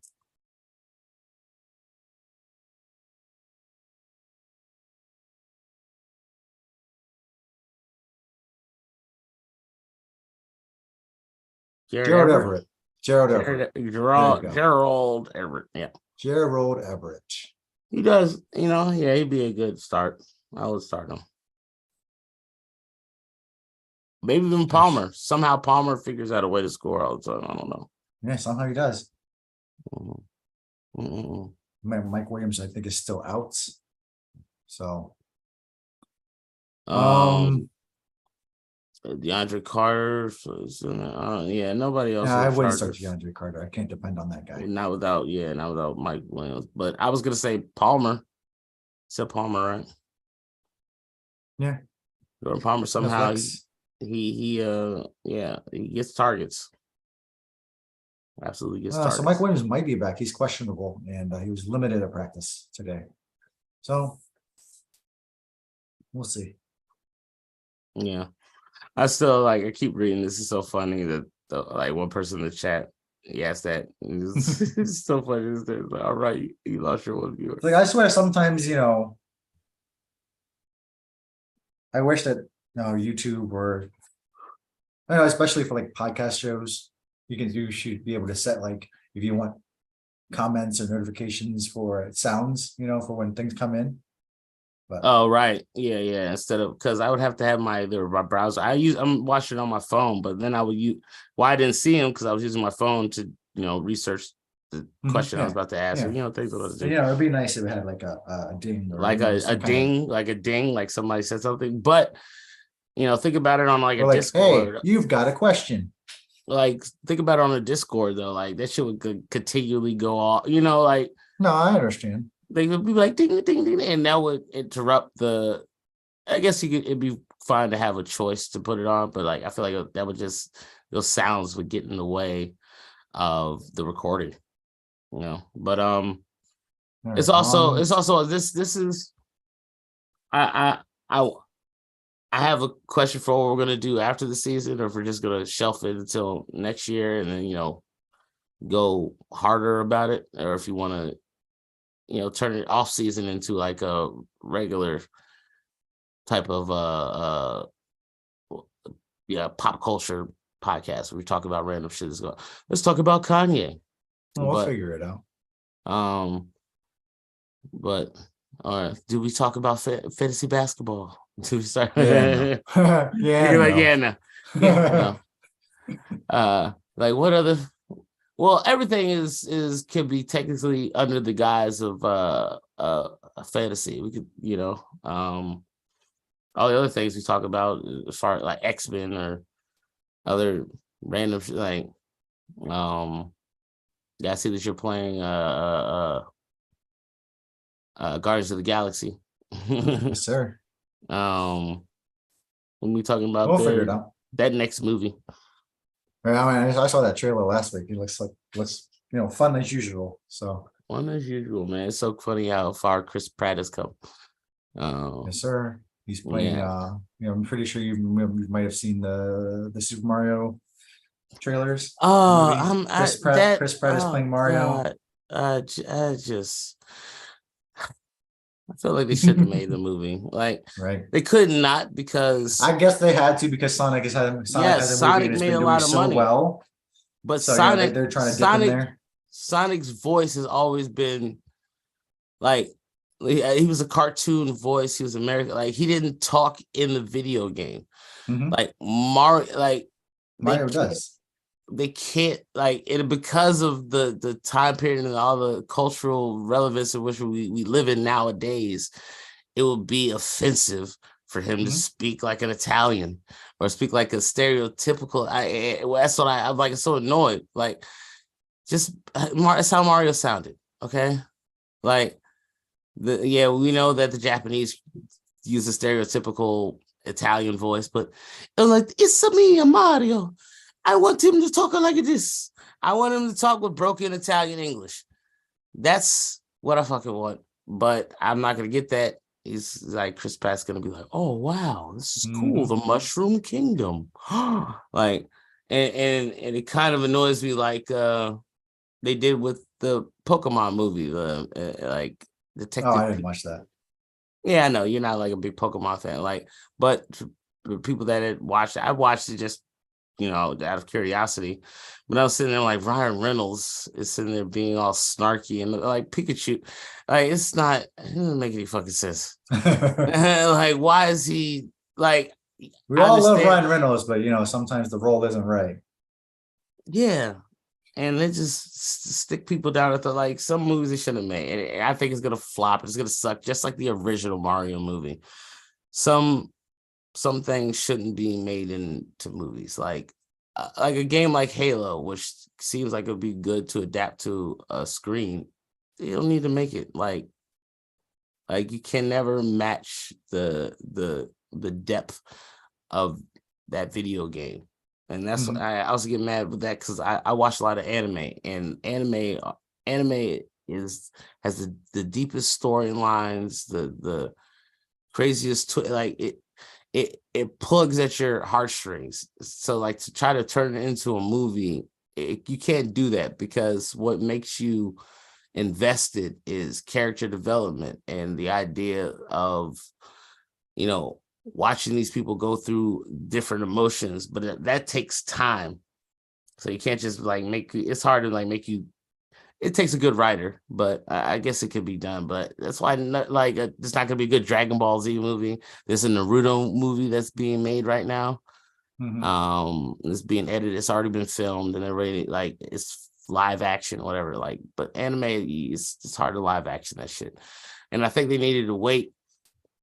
I mean, it's easy to jump on it now, because this is like if Marvel started making movies in the 80s and 90s, like the second Marvel Comics was popular.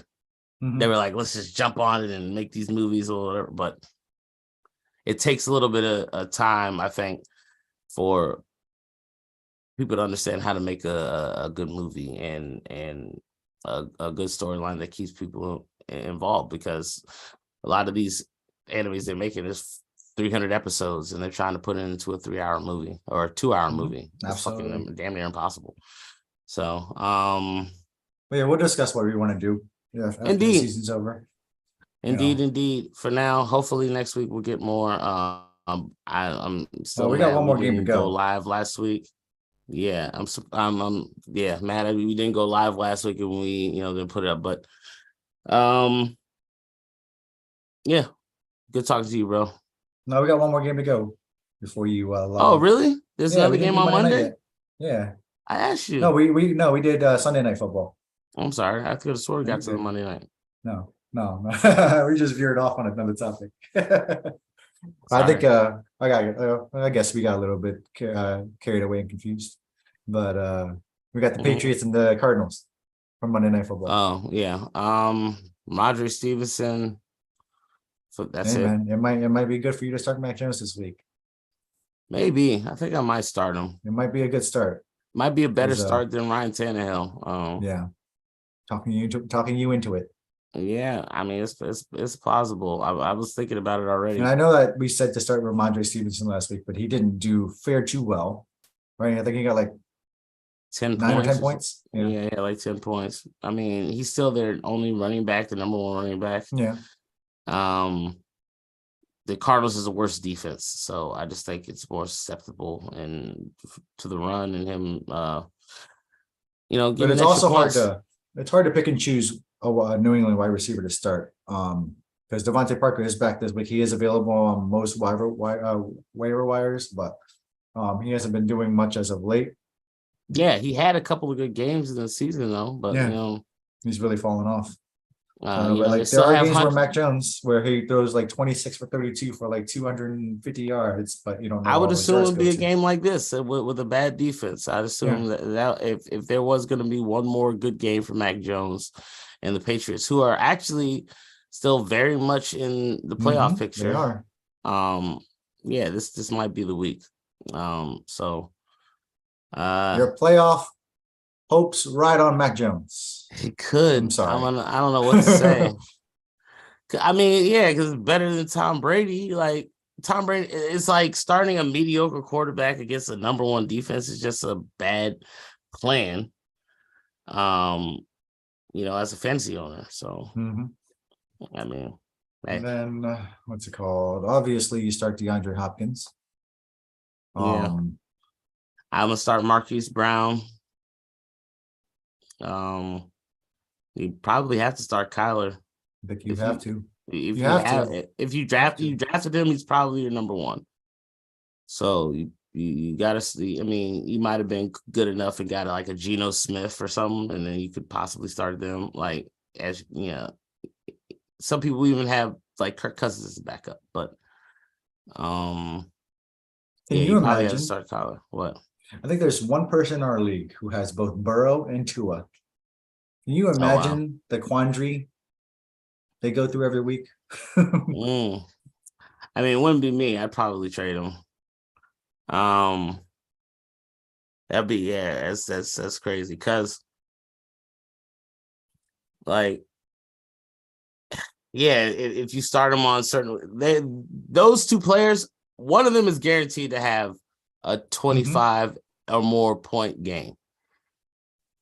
You know, so like that's yeah, that's a good thing for any person that needs a quarterback. I would probably. I think it's the guy I'm playing this week. Yeah, it's the guy I'm playing this week who has both of them. He's gonna have to figure out who he wants to start. Yeah, yeah. I'm I would hoping he start makes the wrong out. decision. I mean, yeah, there might not be a wrong one. That's the same. They could both have good games. Yeah. Burrow. I would, if you were asking me, gun in my head, I'd probably start Burrow. No, sorry. It's not Burrow. It's Hurts. Sorry, it's Hurts and Tua. Oh well, Hurts. I don't even think that's a no brainer to me. It's kind of like if we look back, maybe like I don't even maybe 2 weeks out of the 11, Jalen Hurts like Tua's outscored Hurts. Mm-hmm. So I mean, yeah, it's a definite Hurts. The Giants defense is not very good. Tua is being exposed. Like it could be a thing. Like maybe people just now have more tape on Tua. It could be the thing. They just have more tape, and you know they're tricking them with their defensive schemes. So, yeah. We say who the Dolphins playing last week? Who did they lose to? The Niners. Right, Niners. Right. Yes, number one defense. Yeah, he could very easily have just a good bounce back game. So yeah, it is.